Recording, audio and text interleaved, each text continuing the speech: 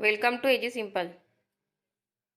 معزز ساتھیوں، اس ویڈیو میں ہم S3 یعنی نیو کانسیپٹ ان ایجوکیشن، جدید تعلیمی رجحانات، آپ کے سبجیکٹ میں سے چند امپورٹنٹ پوائنٹس دیکھیں گے جو اکثر و بیشتر ایگزام میں پوچھے جا سکتے ہیں اور گزشتہ سالوں کے کوشچن پیپروں میں پوچھے گئے ہیں۔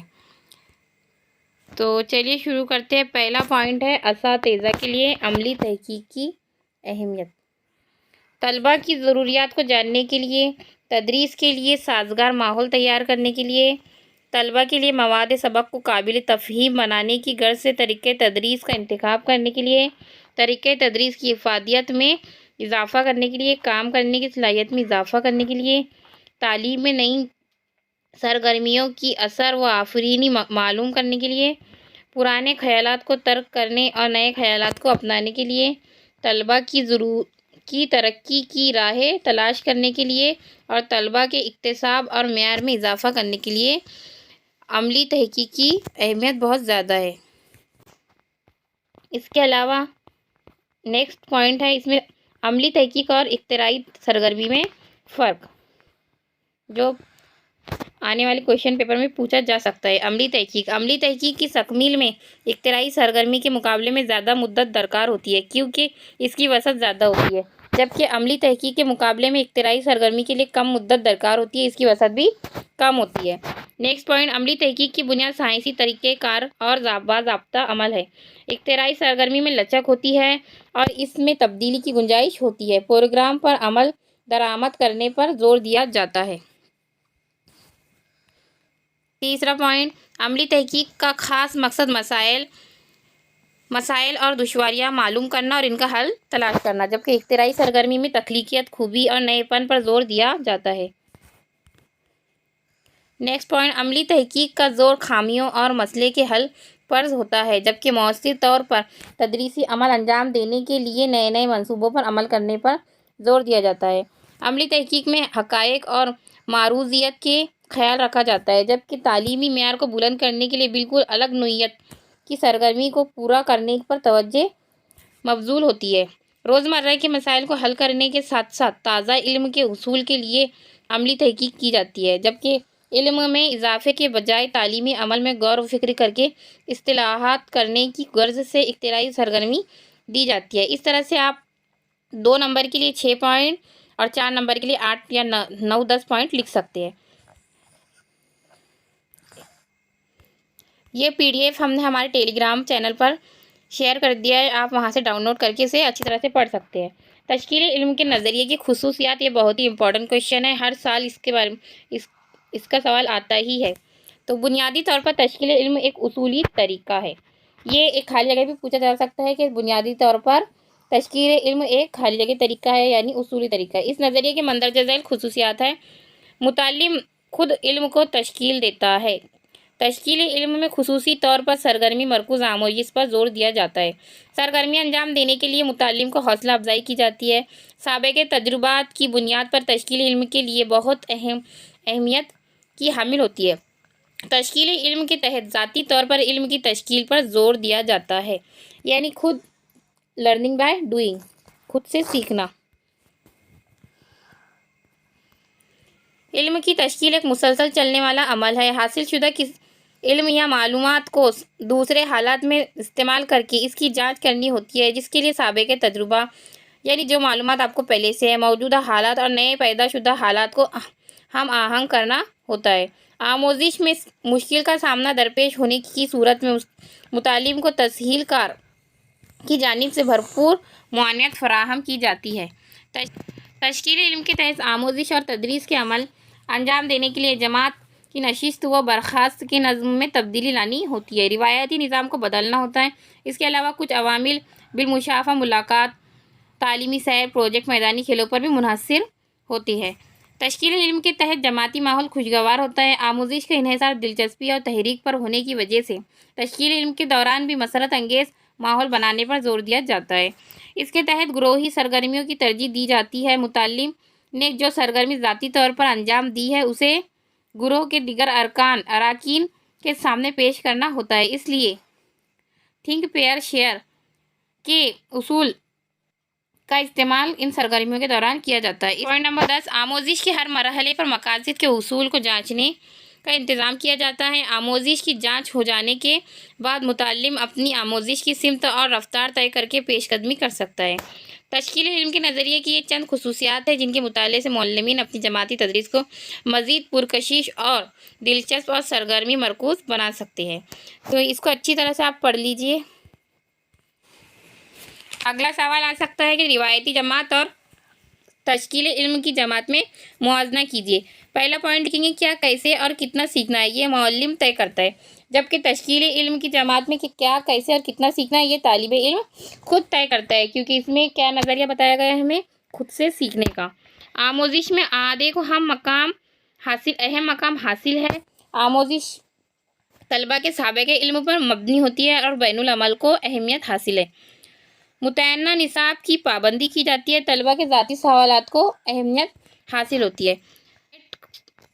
طلبہ کو کوری سلیٹ سمجھا جاتا ہے، جبکہ طلبہ کا دنیا کی مختلف چیزوں سے واقفیت ہوتی ہے۔ معلم سے درست جوابات کی توقع رکھتے ہیں، طلبہ کی فہم کو زیادہ اہمیت ہوتی ہے۔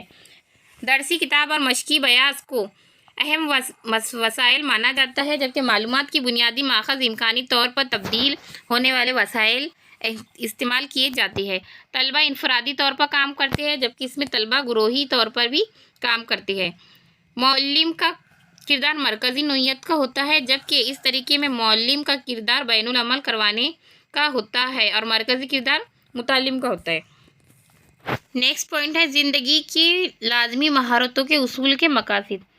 پہلا ہے اپنی ذات میں پوشیدہ صلاحیتوں اور خوبیوں کی شناخت کرنے میں مدد کرنا، فرد کی جذباتی، فکری اور سماجی نشو و نما میں مدد کرنا، تناؤ سے پاک زندگی گزارنے کی اہلیت پیدا کرنا، ماحول اور گرد و پیش میں موجود عوامل سے رابطہ اور باہمی تعاون کے ذریعے مسئلوں اور دشواریوں کو حل کرنے کی اہلیت پیدا کرنے میں معاونت کرنا، فرد میں انسانی زندگی خوشحال اور بہتر بنانے کے لیے کوشاں رہنے کا احساس پیدا کرنا۔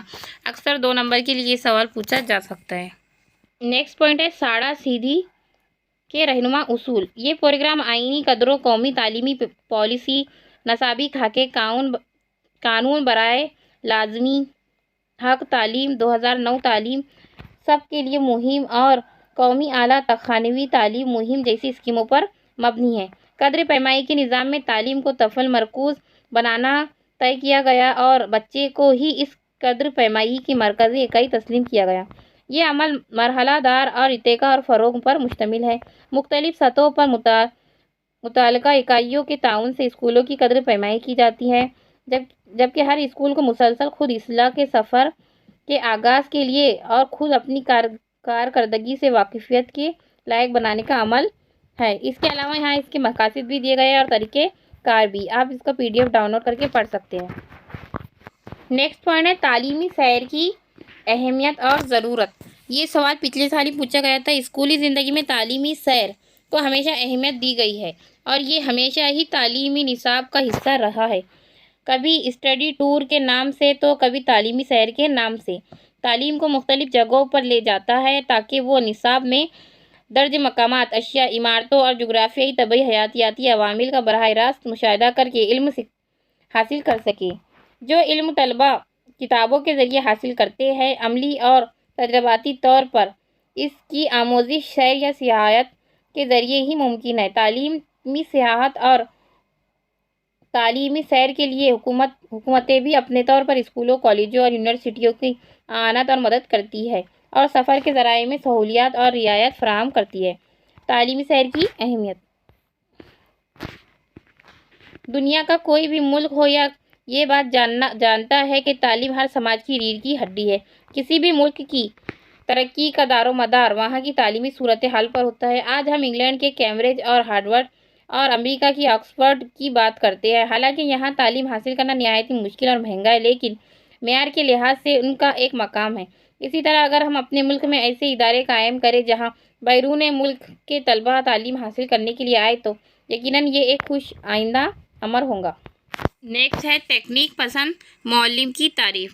ٹیکنالوجی کو درس و تدریس سے آمیز کرنے میں کچھ چنندہ اساتذہ ہی اپنی جماعتوں میں ای لرننگ وسائل کا استعمال کرتے ہیں۔ ایسے اساتذہ کو ٹیکنیک پسند یعنی ٹیکنوسوی اساتذہ کہتے ہیں۔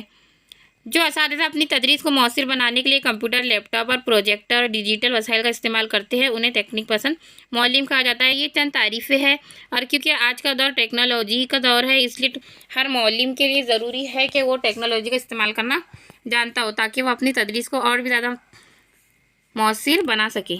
تکنیک پسند معلم کی نوعیت، یہ سوال پچھلے سال پوچھا گیا تھا۔ تکنیک پسند معلمین عموماً درس و تدریس کے عمل اور اس کے نظم و نسق میں داستہ طور پر اطلاعاتی مواصلاتی ٹیکنالوجی کا استعمال کرتے ہیں، جس میں آپ ڈائیگرام کے ذریعے دیکھ سکتے ہیں۔ اس سے سمجھنا آسان ہوتا ہے اور لکھنا بھی، اسے آپ اچھی طرح سے پڑھ سکتے ہیں۔ اگلا جو امپورٹنٹ پوائنٹ ہے وہ ہے تعلیمی آداب، استاد اور معلم کا رشتہ۔ معلم اپنے تمام طلبہ کے ساتھ یکساں سلوک اور برتاؤ کرتا ہے۔ وہ ان کے درمیان مذہب، ذات، جنس اور سماجی حیثیت وغیرہ کی بنیاد پر کوئی امتیاز نہیں کرتا۔ معلم ہمیشہ اپنے طلبہ سے مشفقانہ اور سرپرستانہ سلوک کرتا ہے، نیز اسی ناطے ان کے ذہنی، سماجی، طبعی اور جذباتی نشوونما میں معاونت کرتا ہے، یعنی ان کی مدد کرتا ہے۔ معلم اپنے طلبہ میں سائنسی ماحول اور سائنسی رجحانات پیدا کرتا ہے اور انہیں کچھ بتانے کے بجائے انہیں تخلیق پذیر اور جمالیاتی شعور کا حامل بننے کی ترغیب دیتا ہے۔ طلبہ میں جسمانی محنت اور محنتی لوگوں کے تئیں احترام کا جذبہ پیدا کرتا ہے۔ طلبہ میں اپنے ملک کے تہذیبی ثقافتی ورثے، نیز کثیر لسانی اور کثیر ثقافتی خوبصورتی کا احساس کرنے کے لیے آمادہ کرتا ہے۔ طلبہ کی آموزش میں درپیش مسائل کو دور کرنے کے لیے مدد کرتا ہے۔ طلبہ کے سامنے معلم کی شخصیت میں کسی قسم کی خامی کا اظہار نہیں ہونا چاہیے۔ طلبہ کے سامنے معلم کو اپنے اسکول، ادارے اور نظام اور ملک کے بارے میں احترام و عزت کا اظہار کرنا چاہیے۔ معلم اور شاگرد کے درمیان ایسا تعلق ہو کہ اگر شاگرد سے کوئی غلطی ہو جائے تو وہ اسے اپنے معلم سے بیان کر سکے۔ اسکولی نظم و نسق کو نہایت اہم تصور کرتے ہوئے طلبہ کو اس کا عادی بنایا جائے۔ معلم اپنے نظریات اپنے طلبہ پر تھوپنے کی کوشش نہیں کرنی چاہیے۔ معلم اس بات کا خیال رکھے کہ طلبہ اس کی گفتگو اور اس کے طرز عمل کا براہ راست یا بالراست نقل کرتے ہیں۔ نمبر کے لیے سوال پوچھا جاتا ہے، تعلیم برائے امن کے مقاصد بیان کیجیے۔ تو مقاصد درج ذیل ہے: طلبہ کو یکجہتی، باہمی تعاون، انسانی حقوق کی تعلیم کے ذریعے پرامن زندگی گزارنے کی تحریک دینا، عالمی شہریت کا جذبہ پیدا کرنا، طلبہ کو مقامی، قومی اور بین الاقوامی سطح پر امن و سلامتی کا قیام کے لیے کوششیں کرنے والے اداروں کا تعارف کرانا، سماج میں وقوع پذیر ہونے والے پرتشدد واقعات، فسادات وغیرہ کا منفی اثرات و نتائج سے واقف کرانا، امن و سلامتی کے قیام کے لیے کی جانے والی جدوجہد کا معلومات فراہم کرنا وغیرہ۔ اگلا پوائنٹ ہے اصول علم کے مقاصد: عزت اور وقار کے ساتھ سماج میں جینے کے لیے فرد کی معاونت کرنا، اپنے ماحول سے واقفیت حاصل کرنے میں فرد کی مدد کرنا، حاصل شدہ علم کی مدد سے فرد کو لطف اندوز ہونے میں مدد کرنا، فرد کو سماج میں موجود اشخاص کی معلومات فراہم کرنا، نئی اشیاء کی ایجاد اور دریافت کے لیے ترغیب دینا۔ نیکسٹ امپورٹنٹ پوائنٹ ہے ٹیلی کانفرنسنگ کے اقسام۔ ٹیلی کانفرنسنگ کے 3 اقسام ہیں: سمعی ٹیلی کانفرنسنگ، بصری ٹیلی کانفرنسنگ اور کمپیوٹر ٹیلی کانفرنسنگ۔ اس کو اچھی طرح سے پڑھ لینا، یہ اکثر پوچھا جاتا ہے۔ اس کے علاوہ اس کے فائدے بھی پوچھ سکتا ہے، تو دیکھیے اس کے جواب یہاں پہ دیا گیا ہے۔ ٹیلی کانفرنسنگ کے فوائد: ٹیلی کانفرنسنگ کا طریقہ ہدایت کے لیے ایک مناسب طریقہ ہے۔ اس طریقے کا کوئی پروگرام ایک ہی وقت میں کئی جگہوں پر نشر کیا جا سکتا ہے۔ معلم اور طلبہ دونوں کی اشتراک کی وجہ سے معلم اساتذہ کو رابطہ فروغ حاصل ہوتا ہے۔ مختصر مدت میں زیادہ لوگوں سے رابطہ قائم کیا جا سکتا ہے۔ کسی واقعے کے براہ راست نشریات کی وجہ سے وقوع پذیر ہونے والے واقعے کی حقیقی تصویر ابھر کے سامنے آتی ہے۔ یہ طریقہ کفایتی ہے۔ طلبہ کے وقت کے مطابق نظام الاوقات تیار کیا جا سکتا ہے۔ ماہر اساتذہ کے فقدان کی کچھ حد تک تلافی کی جا سکتی ہے۔ کسی ایک جگہ مقیم کسی ایک ماہر تعلیم کی رہنمائی کا فائدہ ملک بھر کو حاصل ہو سکتا ہے۔ طلبہ کی تعداد زیادہ ہونے کی وجہ سے ٹیلی کانفرنسنگ سہولت بخش ثابت ہوتی ہے۔ ٹیلی کانفرنسنگ کی وجہ سے فوری رد عمل کی سہولت میسر ہوتی ہے، طریقۂ تعلیم میں ہم آہنگی ہوتی ہے، مختلف مقامات سے تعلق رکھنے والے افراد میں اجتماعی تعلیم کے جذبے کو فروغ حاصل ہوتا ہے، وغیرہ پوائنٹ آپ لکھ سکتے ہیں۔ اگلا امپورٹنٹ پوائنٹ ہے طلبہ کے تحفظ کے لیے خطرہ پیدا کرنے والے عوامل کون سے ہیں، بیان کیجیے۔ تو پہلا دیکھیں گے ہم، شریر اور منفی سوچ کے حامل شدت پسند ساتھی طلبہ، یعنی غلط صحبت، اساتذہ کی غیر ضروری سختی اور نامناسب سزاؤں کا خوف، اس سے بھی بچے پر مینٹلی بہت برا اثر پڑتا ہے۔ غیر متعلق افراد کا اسکولوں میں بے مباحثہ داخلہ، یعنی ایسے افراد جن کا اسکول سے کوئی تعلق نہیں ہے، بار بار اسکول میں آنا جانا وغیرہ، اس سے بچے کے تحفظ کو خطرہ پیدا ہوتا ہے۔ طلبہ کی شکایات کی سماعت کا فقدان، یعنی طلبہ اگر شکایت کر رہے ہیں اور ان پر غور نہ کیا جائے استاد کے ذریعے تو وہ بھی ایک نقصان کی چیز ہے۔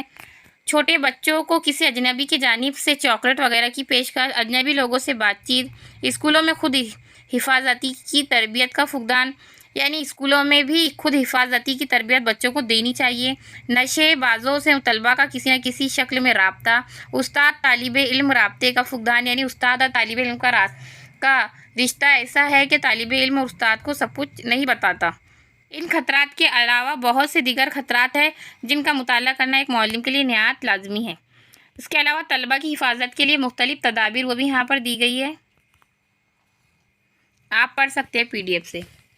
اس ویڈیو کا لاسٹ پوائنٹ ہے اقوام متحدہ کی ذمہ داریاں، یعنی اقوام متحدہ کی ذمہ داریاں بیان کیجیے۔ اکثر 2 نمبر کے لیے یہ سوال پوچھا جاتا ہے یا پوچھا جا سکتا ہے آنے والے ایگزام میں، تو اس کو بھی اچھی طرح سے پڑھ لیجیے۔